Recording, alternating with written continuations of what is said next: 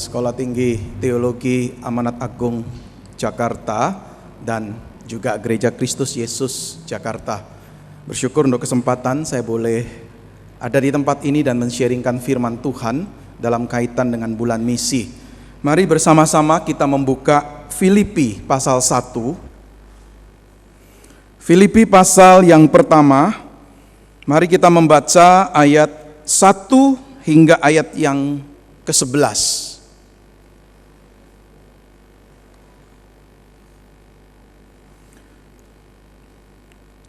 Filipi 1 ayat 1 hingga yang ke-11.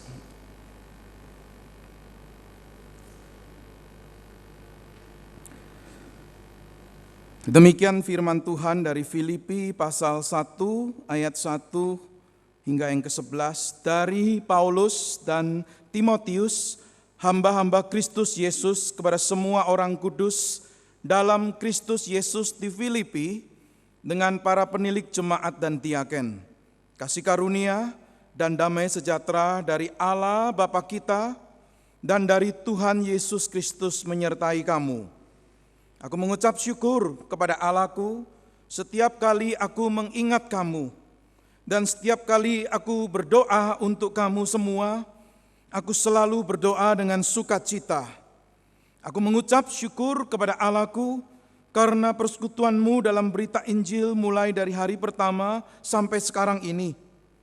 Akan hal ini aku yakin sepenuhnya, yaitu Ia yang memulai pekerjaan yang baik di antara kamu akan meneruskannya sampai pada akhirnya pada hari Kristus Yesus. Memang sudahlah sepatutnya aku berpikir demikian akan kamu semua, sebab kamu ada di dalam hatiku, oleh karena kamu semua turut mendapat bagian dalam kasih karunia yang diberikan kepadaku, baik pada waktu aku dipenjarakan, maupun pada waktu aku membela dan meneguhkan berita Injil. Sebab Allah adalah saksiku betapa aku dengan kasih mesra Kristus Yesus merindukan kamu sekalian. Dan inilah doaku, semoga kasihmu makin melimpah dalam pengetahuan yang benar dan dalam segala macam pengertian, sehingga kamu dapat memilih apa yang baik, supaya kamu suci dan tak bercacat menjelang hari Kristus, penuh dengan buah kebenaran yang dikerjakan oleh Yesus Kristus untuk memuliakan dan memuji Allah. Mari kita berdoa.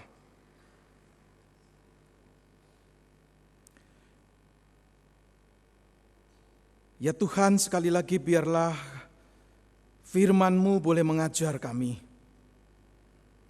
Firman-Mu yang seperti pelita bagi kaki kami dan terang bagi jalan kami. Biarlah sekali lagi boleh memberikan tuntunan untuk kami, sehingga kami boleh tahu bagaimana kami seharusnya hidup sebagai anak-anak Tuhan, orang-orang yang sudah diselamatkan oleh Tuhan.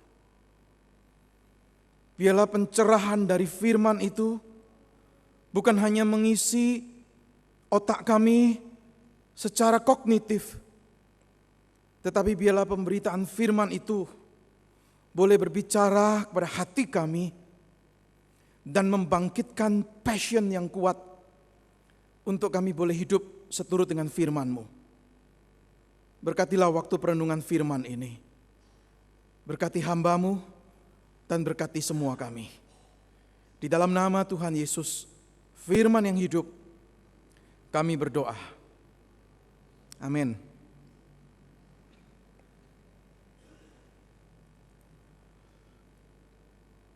Bertanyalah para rasul yang berkumpul di situ,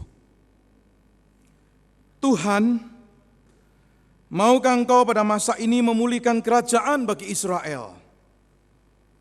Jawab Yesus, Engkau tidak perlu mengetahui masa dan waktu yang ditetapkan Bapa sendiri menurut kuasanya.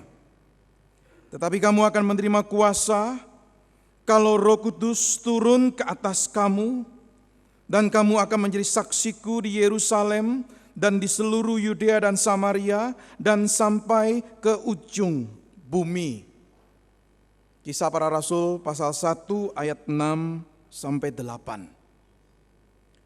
Saudara, menurut kitab Kisah Para Rasul, kalimat terakhir yang keluar dari mulut Yesus sebelum dia kembali ke surga, itu adalah kalimat misi.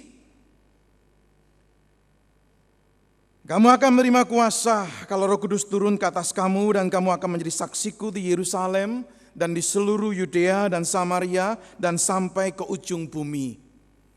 Saudara, ini adalah pesan Yesus yang terakhir kepada para muridnya sebelum dia meninggalkan dunia ini.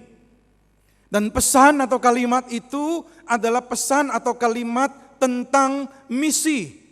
Artinya, saudara, misi itu di benak Yesus adalah sesuatu yang begitu penting. Maka sebelum dia meninggalkan dunia ini, dia ingatkan kembali kepada para muridnya tentang misi itu. Saudara, misi itu artinya pengutusan. Kata kerja misi itu berasal dari bahasa Latin yang artinya diutus atau mengutus. Dan jelas sekali di sini kita melihat Yesus mengutus para murid ke dunia ini untuk jadi saksinya di Yerusalem, di Yudea, dan sampai ke ujung bumi. Yesus tidak menghendaki para murid untuk memikirkan tentang restorasi kerajaan Israel. Karena para murid bertanya, kapan ini waktunya restorasi kerajaan bagi Israel? Tapi Yesus meminta mereka untuk memikirkan tentang misi. Yesus tidak menghendaki para murid untuk berfokus pada pemikiran mengenai apa yang mereka akan dapatkan dari Tuhan.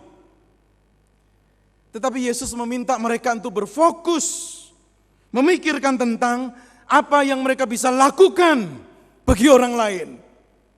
Apa yang mereka bisa berikan bagi orang lain. Dan orang lain yang dimaksud oleh Yesus di sini bukanlah hanya rekan-rekan sebangsa atau sesuku dengan mereka, tetapi mencakup juga orang-orang dari bangsa-bangsa lain. Setelah maka Yesus di sini dengan eksplisit sekali menyebut lokasi tempat. Yerusalem yang pertama, yang kedua Yudea dan Samaria, dan yang ketiga ujung bumi. Saudara, bagi kita di zaman sekarang ini, mendengar kalimat itu mungkin tidak terasa apa-apa.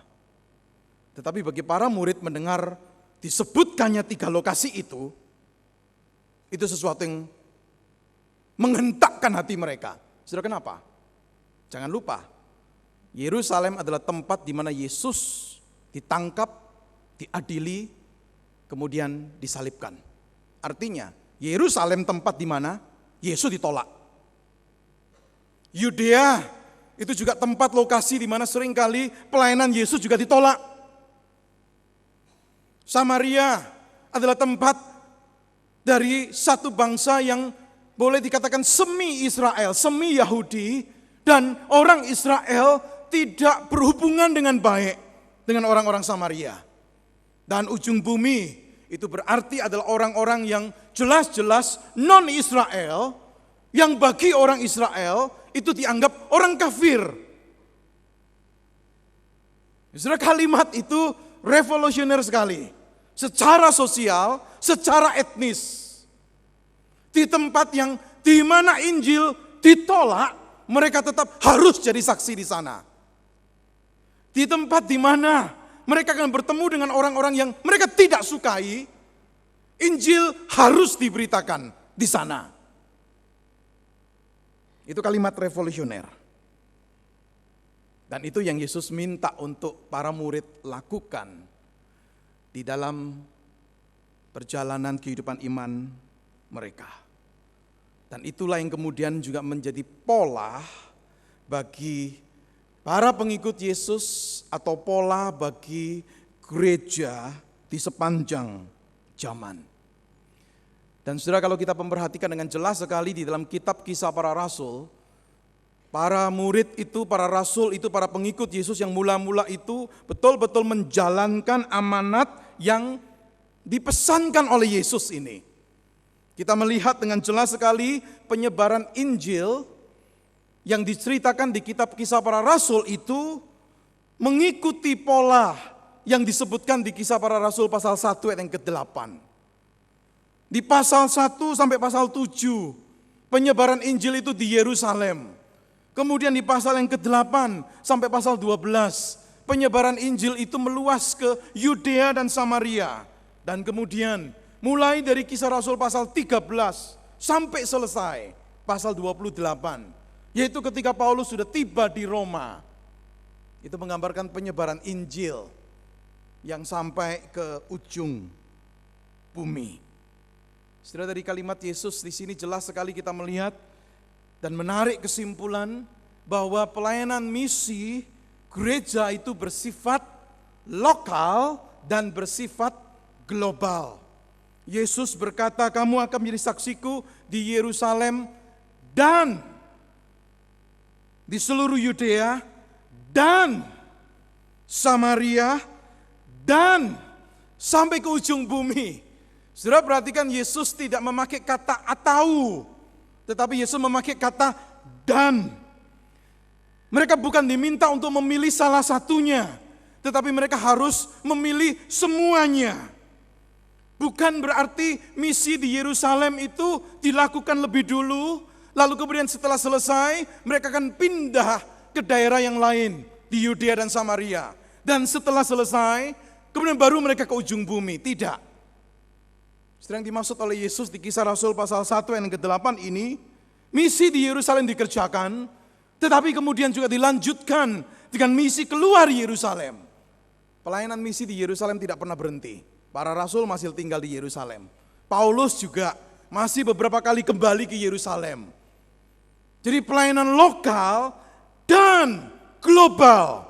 Bukan lokal atau global, tetapi lokal dan global. Saudara, jikalau itu yang dimaksud oleh Yesus di sini, maka jelas sekali gereja harus melakukan pekerjaan misi dengan orientasi lokal dan global.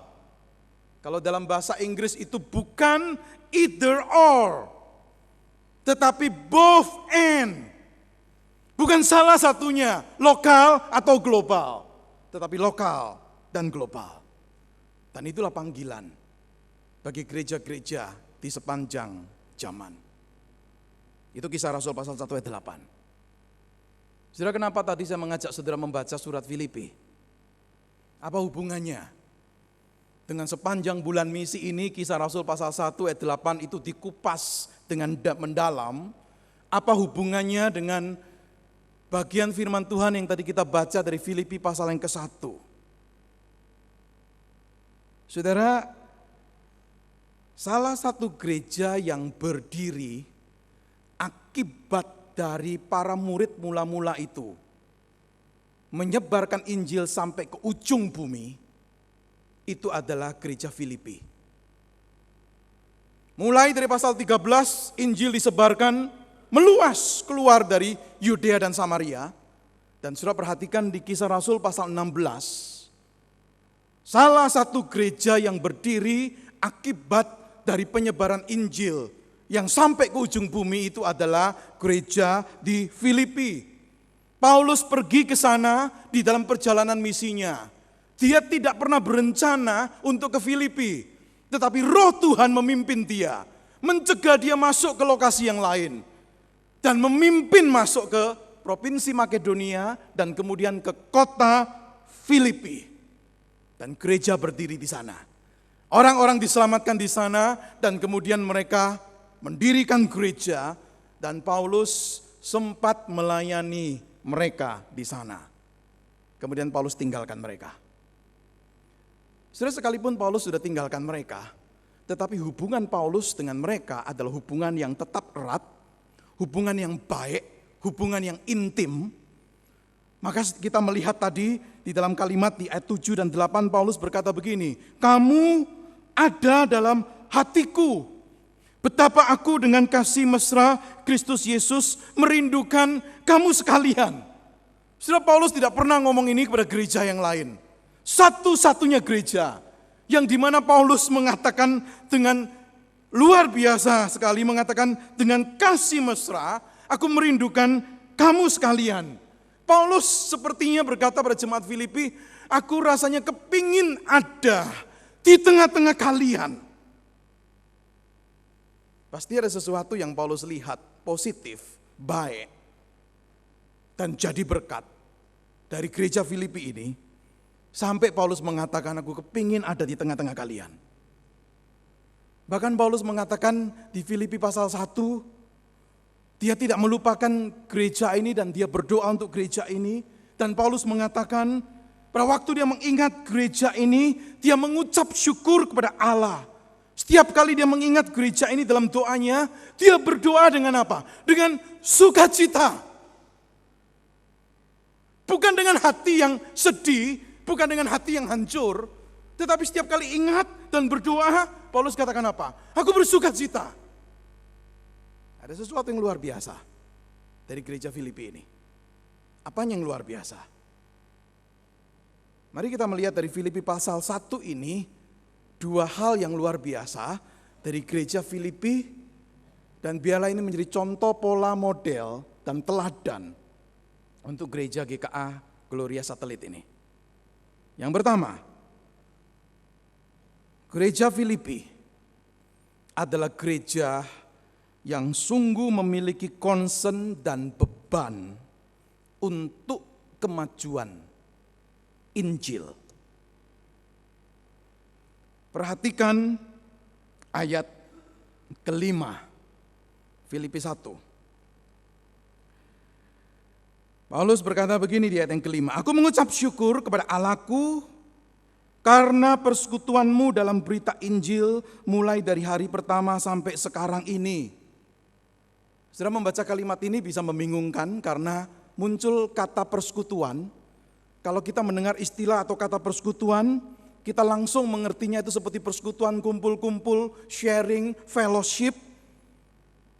Bukan itu. Bukan itu pengertian kata persekutuan yang dimaksud oleh Paulus di ayat yang kelima di sini. Yang dimaksud oleh Paulus dengan kata persekutuan di sini itu adalah partisipasi atau partnership. Maka kalau saudara membaca Alkitab bahasa Inggris, di sana dengan jelas sekali diterjemahkan your partnership in the gospel, your participation in the gospel. Artinya apa? Artinya Paulus itu melihat bagaimana mereka turut ambil bagian di dalam pekerjaan penyebaran Injil itu. Mereka bukan jemaat yang pasif. Mereka sangat terlibat. Bahkan Paulus katakan apa? Kalian itu menjadi partner in the gospel.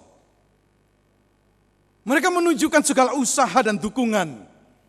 Untuk apa? Untuk pekerjaan Injil.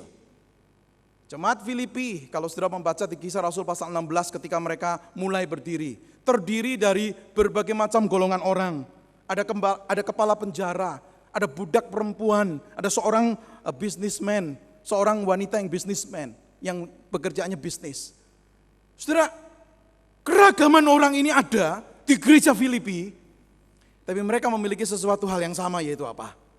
Paulus berkata, kalian semua itu ikut terlibat, menjadi partner, berpartisipasi.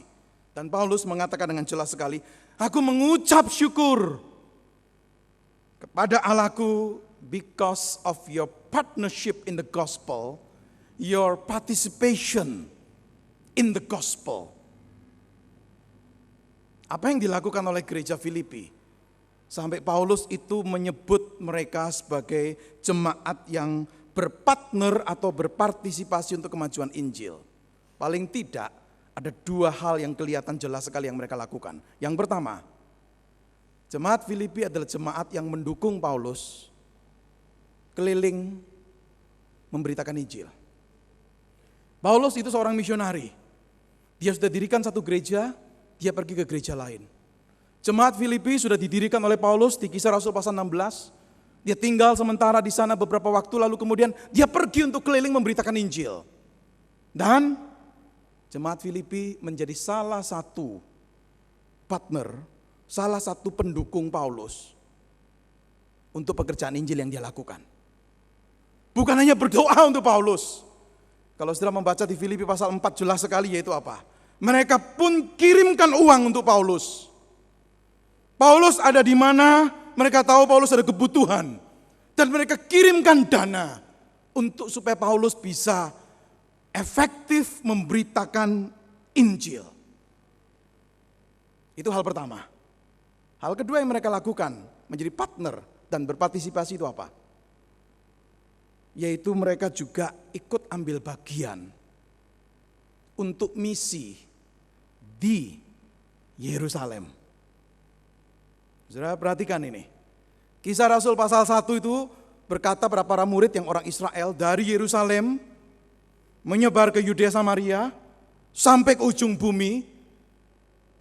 Dan Filipi ini termasuk ujung bumi yang kemudian mendapat berkat dan gereja didirikan. Tetapi setelah gereja Filipi berdiri, mereka harus ingat Yerusalem. Bagi orang di Yerusalem, Filipi itu bagian dari ujung bumi. Tidak sebangsa dengan mereka, tidak sesuku dengan mereka. Bagi orang di Filipi, Yerusalem itu juga bagian dari ujung buminya mereka. Tidak sebangsa dengan mereka, tidak sesuku dengan mereka.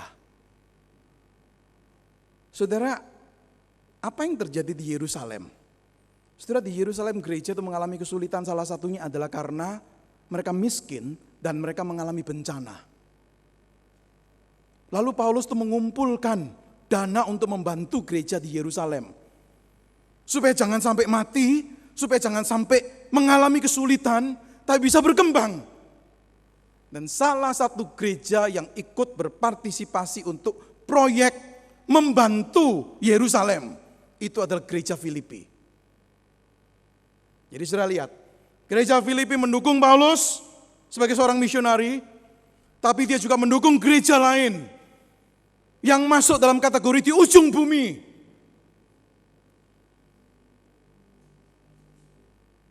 Tahukah saudara bahwa gereja Filipi itu bukan gereja kaya? Saya bacakan satu perikop firman Tuhan untuk saudara tahu, saudara tidak usah buka. Paulus pernah berkata begini, saudara-saudara, kami hendak memberitahukan kepada kamu tentang kasih karunia yang dianugerahkan kepada jemaat-jemaat di Makedonia.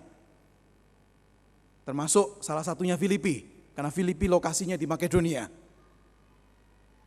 Selagi dicobai dengan berat dalam berbagai penderitaan, sukacita mereka meluap, dan meskipun mereka sangat miskin, namun mereka kaya dalam kemurahan. Aku bersaksi bahwa mereka telah memberi menurut kemampuan mereka, bahkan melampaui kemampuan mereka.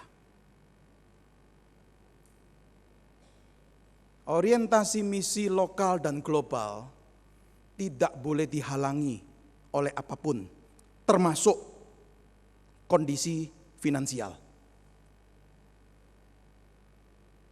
Saudara yang dikasihi oleh Tuhan, gereja Filipi dikatakan dengan jelas mereka mengalami banyak penderitaan, dan Paulus dengan jelas katakan apa? Mereka sangat miskin.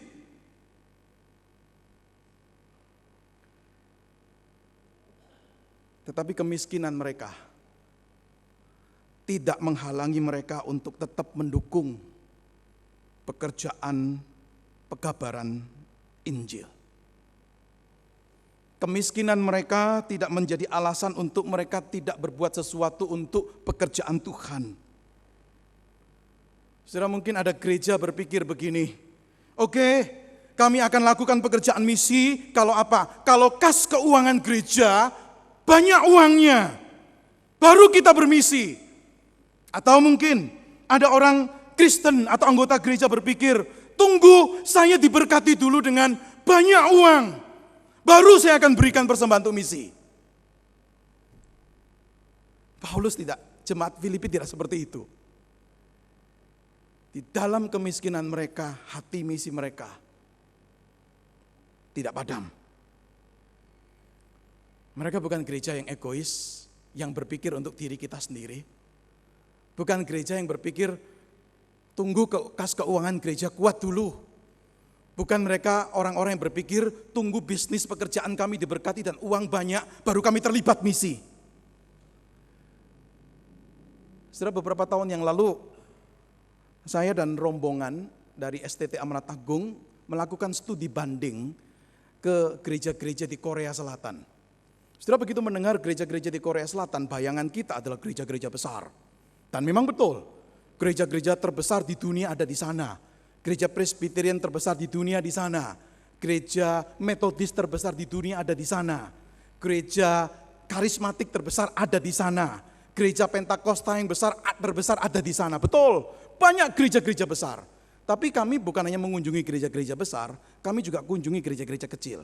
Saya ingat sekali kami dibawa ke satu gereja kecil yang lokasinya itu di lantai 2 dari katakanlah di Indonesia itu seperti ruko, di bawahnya lantai 1 itu restoran, rumah makan. Mereka memakai gedung di lantai 2, kecil sekali gerejanya, sederhana. Kursinya pun saya lihat betul-betul kayunya itu sudah cukup tua, masih dipakai. Gereja kecil. Saya tanya pada pendetanya berapa jemaatnya, mereka mengatakan 150 orang. Saya bisa bayangkan, saudara, pasti ini bukan gereja yang kategori hebat, besar, kaya. Dari lokasi, dari kursi gereja, dari peralatan di gereja, kami tahu ini gereja yang mungkin masuk kategori sederhana, miskin mungkin. Kami dibawa ke satu ruangan yang boleh dikatakan seperti kantor TU-nya atau kantor para rohaniwan. Dan kemudian di sana ada satu peta dunia yang besar. Lalu kemudian ada beberapa tanda di beberapa lokasi. Saya tanya, itu tanda apa di peta itu?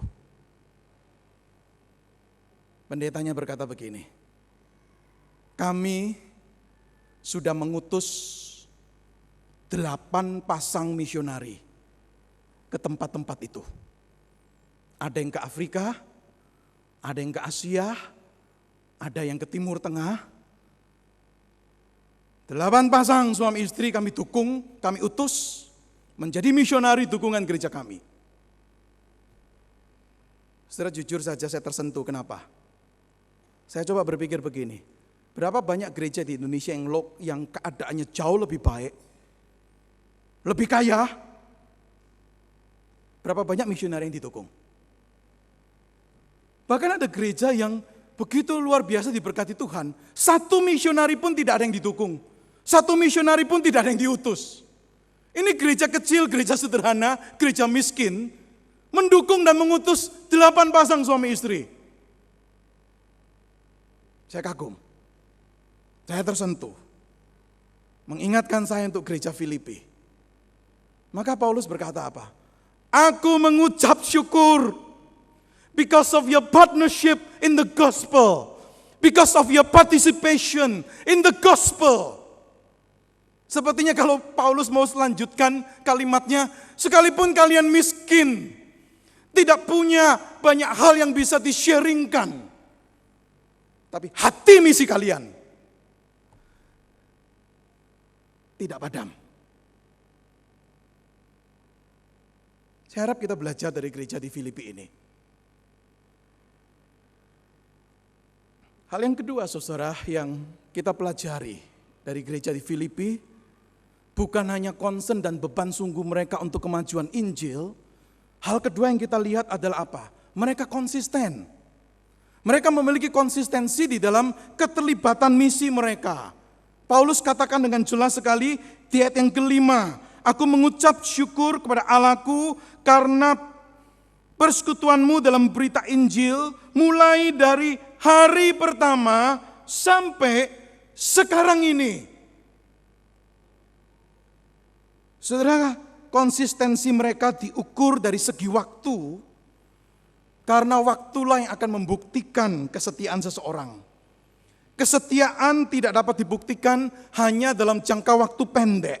Setelah begitu banyak orang setia hanya pada waktu permulaan. Pada waktu masih membara untuk Tuhan.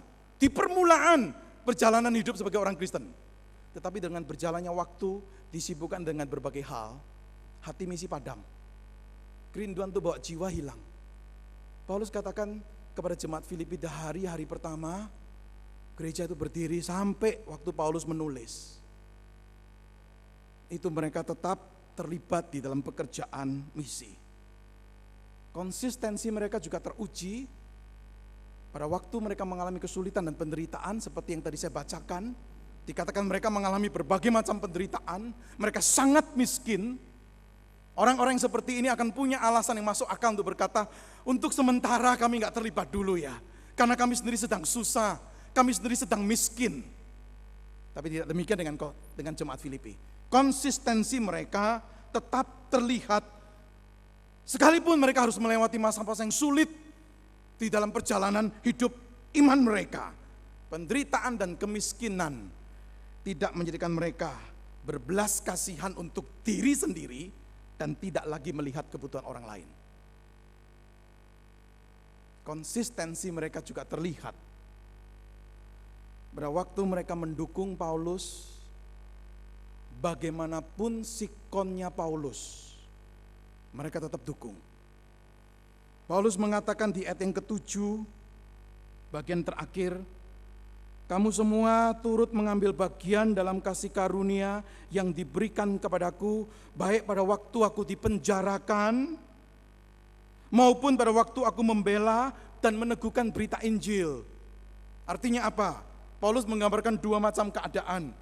Satu keadaan dia bebas, dia bisa memberitakan Injil, orang banyak dimenangkan, Injil bisa disebarkan, gereja didirikan, keberhasilan terlihat. Tapi Paulus juga menggambarkan apa? Ada masa-masa dia dipenjarakan, gak bisa berbuat apa-apa, gak bisa berkhotbah, gak bisa menjangkau jiwa, gak bisa mendirikan gereja. Tetapi dikatakan dengan jelas sekali apa? Paulus katakan kalian mengambil bagian, baik ketika aku dipenjarakan, maupun ketika aku bisa bebas memberitakan Injil. Jemaat Filipi konsisten mendukung Paulus, baik pada waktu dia tanda kutip berhasil memenangkan banyak jiwa, mendukung Paulus untuk mendirikan banyak gereja, tetapi juga tetap menjadi pendukung Paulus pada waktu Paulus tidak bisa untuk memenangkan banyak jiwa dan tidak bisa mendirikan banyak gereja karena dipenjarakan. Di satu pihak, misi Paulus berhasil, terlihat nyata di depan mata mereka. Tetapi ada momen-momen di mana ketika misi Paulus, tanda kutip, tidak berhasil. Karena dia dipenjarakan. Tapi jemaat Filipi konsisten mendukung Paulus. Baik ketika Paulus dipakai luar biasa dan diberkati luar biasa dalam pelayanan, maupun ketika pekerjaan Tuhan melalui Paulus tampaknya tidak ada kemajuan atau kesuksesan. Kalau saudara perhatikan sejarah misionari di dunia ini, misionari-misionari besar yang meninggalkan negaranya pergi ke negara lain. Boleh dikatakan mungkin tahun-tahun pertama, bahkan ada yang sampai 7 tahun, 1 jiwa pun gak bisa dimenangkan. Hudson Taylor, Adoniram Judson, mereka diutus untuk pergi memberitakan Injil ke negara-negara lain. Tunggu sampai beberapa tahun, baru bisa 1 jiwa dimenangkan. Sudah coba bayangkan, kalau seandainya mereka sudah 2 tahun di sana, lalu gereja mengutus mereka mengatakan, wah kita utus kamu percuma. Sudah 2 tahun, 1 jiwa pun gak ada yang dimenangkan. Sudahlah berhenti pulang saja. Atau berhenti kita tidak mendukung lagi. Saudara, apakah gereja tetap mendukung para misionari? Baik ketika pekerjaan mereka berhasil luar biasa, atau ketika tampaknya tidak ada keberhasilan.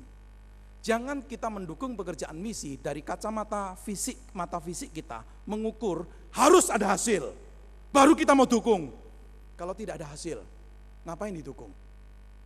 Saudara, banyak pekerjaan Tuhan di dunia ini melalui gereja, melalui lembaga-lembaga Kristen, melalui yayasan, ataupun melalui sekolah teologi, tidak bisa langsung dilihat hasilnya secara kasat mata di depan mata fisik kita. Tapi apakah kita tetap memberi dukungan? Berapa waktu yang lalu di sebuah gereja, saudara, ada seorang misionari yang diutus oleh gereja itu melayani di salah satu negara di Timur Tengah. Lalu dia mengalami ancaman dan kesulitan, akhirnya kemudian ditarik pulang. Saudara, gereja itu kemudian berdiskusi, gimana ini? Misionari ini sudah ditarik pulang ke Indonesia, boleh dikatakan dia tidak melakukan pekerjaan misi lagi. Apakah kita tetap memberikan honor kepada dia? Apakah kita tetap memberikan dukungan kepada dia? Kita akan memberikan dukungan dengan syarat dia ada di Timur Tengah. Saudara, saya berikan masukan pada gereja itu. Kalian sudah berkomitmen mendukung misionari ini. Dan sekarang dia mengalami kesulitan dan harus pulang Indonesia. Apakah kemudian kalian menghentikan dukungan itu dan dia harus hidup dari apa? Mungkin Tuhan punya rencana yang lain untuk dia pergi ke tempat lain, ke negara lain. Coba digumuli bersama dan coba tetap berikan dukungan. Saudara, itu konsistensi yang terlihat dari jemaat Filipi. Dan biarlah itu juga menjadi sesuatu yang kita pelajari dari jemaat Filipi. Pekerjaan Tuhan itu begitu banyak. Ada yang memang kelihatan hasilnya langsung. Kita bersuka cita, kita berikan dukungan dan hasilnya banyak, puji Tuhan. Tetapi banyak pekerjaan Tuhan yang tidak langsung kelihatan hasilnya. Apakah kita tetap mendukung? Setelah saya melayani di STT, di sekolah teologi. Melatih orang-orang akan jadi rohaniwan, guru Injil, penginjil, misionari atau pendeta. Boleh dikatakan saudara, kita tuh tidak, waktu melatih mereka, kita tidak tahu nanti mereka jadi apa, hamba Tuhan yang bagaimana, berhasil atau tidak. Tetapi kita dituntut untuk orientasi pelayanannya apa? Sekarang mempersiapkan mereka, sekarang melatih mereka, sekarang mengajar mereka. Saudara, kalau kita berpikir dengan orientasi lokal dan global, kita harusnya bisa juga melihat pelayanan yang kecil pun, kalau kita lihat dengan orientasi global, akan menolong kita untuk bisa punya semangat. Dan saya bersyukur, paling tidak salah satu dari alumni kami sekarang ada di negara China, menjadi misionari. Tidak pernah terpikir waktu dia ada di STT, kita latih dia, kita didik dia, lalu kemudian sekarang jadi berkat di sana.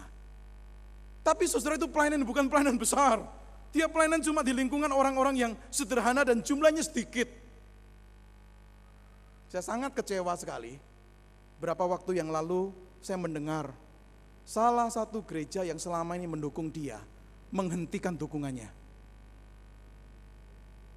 Waktu saya tanya, kenapa kalian hentikan dukungan kepada orang ini, misionari ini? Jawab mereka sederhana sekali, kerjaannya gak banyak. Pelayanan seperti itu kelihatan gak signifikan. Saya sangat kecewa. Gereja mendukung berdasarkan tanda kutip keberhasilan. Ukurannya keberhasilan yang hasilnya harus terlihat nyata. Setelah itu yang kita pelajari dari jemaat Filipi. Dan jemaat Filipi bisa seperti itu, saya percaya bukan karena hebatnya mereka. Jemaat Filipi bisa seperti itu karena mereka adalah jemaat yang memberi diri mereka untuk dibentuk, ditempa, dilatih oleh Tuhan sendiri. Kenapa saya berani mengatakan itu? Karena Paulus berkata begini di ayat yang ke-6.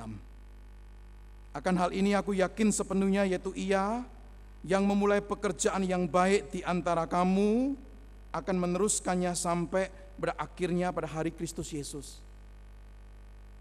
Paulus memberikan kreditnya bukan ke jemaat Filipi, tapi Paulus berkata apa? Dia yang memulai pekerjaan baik di antara kamu itu, yang mendorong kalian bisa seperti itu hasil pekerjaan Tuhan di dalam hidup mereka. Hati misi tidak akan mungkin terbangun dan muncul jikalau seseorang tidak memberikan dirinya untuk Tuhan bentuk aku, arahkan aku, pimpin aku. Dan jemaat Filipi adalah jemaat yang juga meneladani Yesus Kristus, sang misionari lokal dan global. Karena Yesus datang dari surga ke dunia, lokasi yang totally different. Maka saya setuju, ada seorang berkata, Allah hanya memiliki satu anak, dan anak itu adalah seorang misionari. Saya setuju, ada seorang pernah berkata begini, Yesus memiliki pada mulanya adalah 12 rasul. Dan dari 12 rasul itu 11 jadi penyebar Injil. 1 tidak. Dan 1 itu pengkhianat. Itulah Yudas Iskariot. Mari kita berdoa.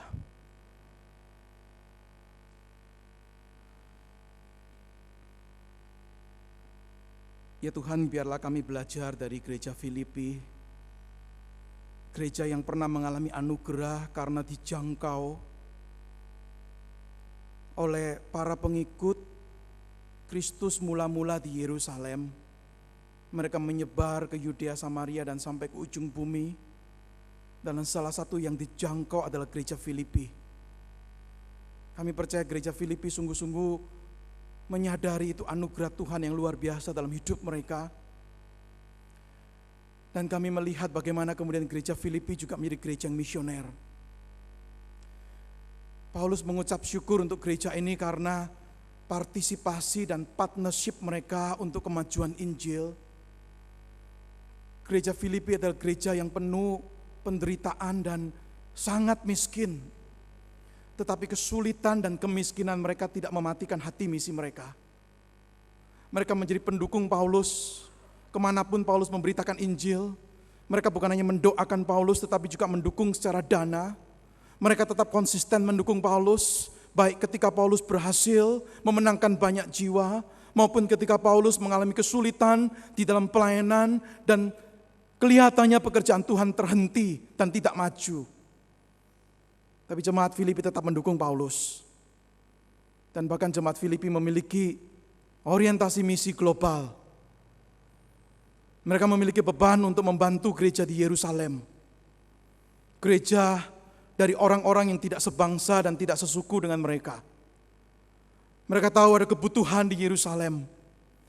Dan mereka mengumpulkan dana untuk membantu gereja di Yerusalem. Tuhan, kami belajar dari gereja Filipi, satu gereja yang betul-betul mengalami pekerjaan Tuhan di dalam hidup mereka. Gereja yang terbuka untuk dibentuk, diarahkan, dipoles oleh Tuhan. Dan menjadi gereja yang misioner. Gereja yang meneladani Kristus sendiri sebagai seorang misionari yang agung. Ya Tuhan, biarlah perenungan firman ini boleh mengakhiri, menutup rangkaian bulan misi di gerejamu di tempat ini. Terlalu banyak sudah kami dengar tentang misi dan ladang misi. Tetapi bagaimana hati misi kami?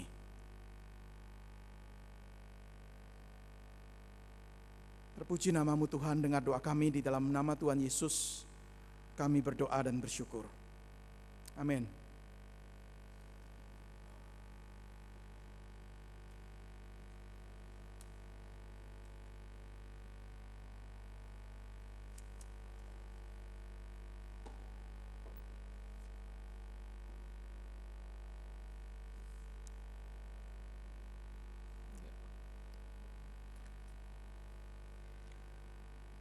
Selamat pagi Bapak Ibu.